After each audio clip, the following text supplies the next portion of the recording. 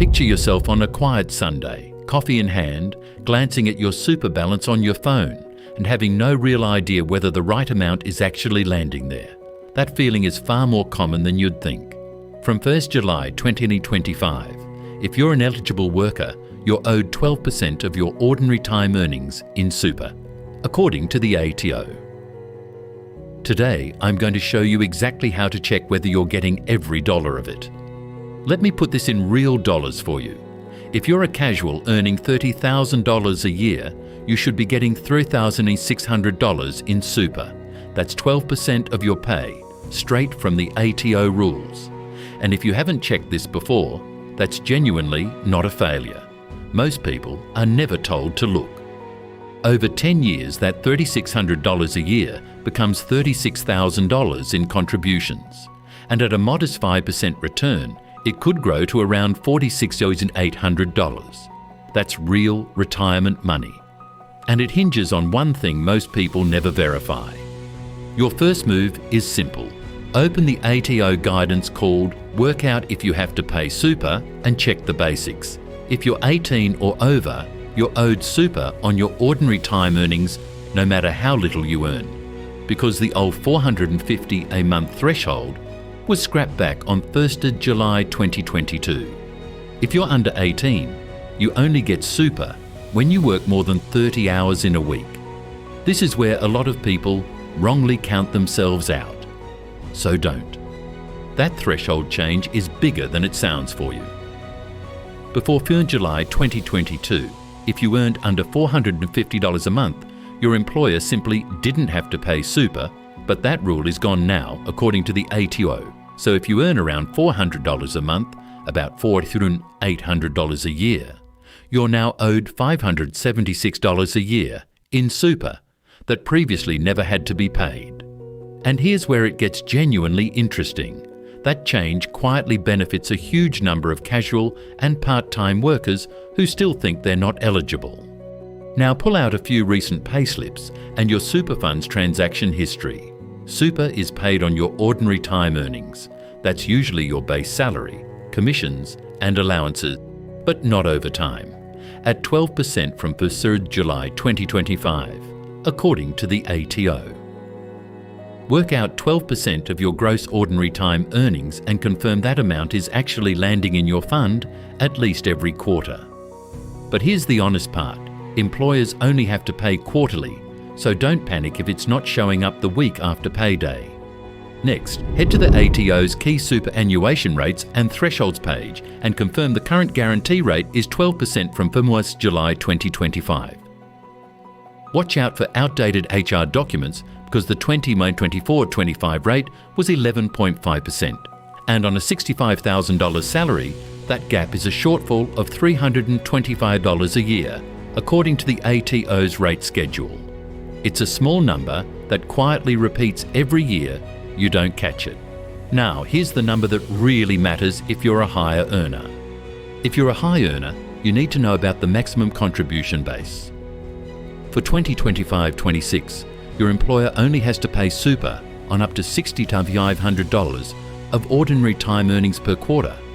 That's $250,000 a year, according to the ATO.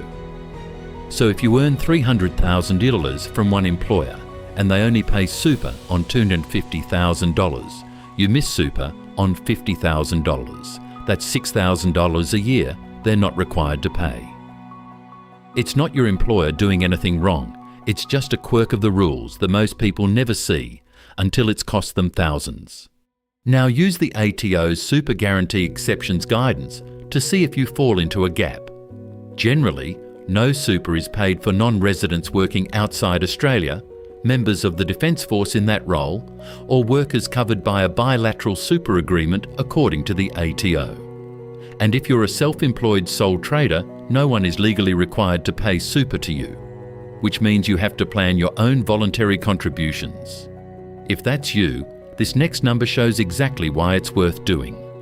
If you've got multiple employers, you can ask one of them not to pay super to avoid breaching your contribution caps. But I want to be upfront with you. That's a real cost. Super on $150,000 is $18,000 a year at 12%, according to the ATO, so opting out means giving up that whole amount. Over 10 years, that's $180,000 in contributions, which could grow to about $231,000 at a 5% return. Only do it if you genuinely need to protect your caps, and ideally after talking to a licensed advisor about your own numbers. If your cheque turns up a shortfall, here's how you fix it. Where an eligible employer has underpaid you, you can report the unpaid super to the ATO, so they can chase it up and recover it for you. And if you sit in an exception, like overseas or self-employed work, deciding to make your own personal or voluntary contributions keeps your effective saving rate close to that 12% benchmark. The goal isn't perfection. It's making sure your retirement isn't quietly leaking money you'll never notice until it's gone. The single most common mistake I see is people still believing the old myth that earning under $450 a month means no super. That rule was removed on 1st July 2022, so super must now be paid no matter how little you earn, as long as you meet the age and hours tests. And here's the part most people miss.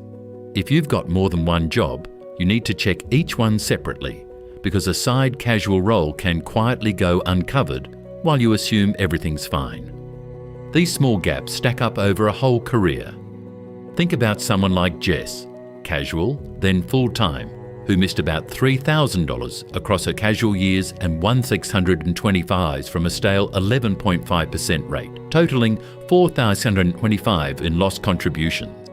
Invested over roughly 35 years at 5%, that could cost her around $25,000 in retirement savings.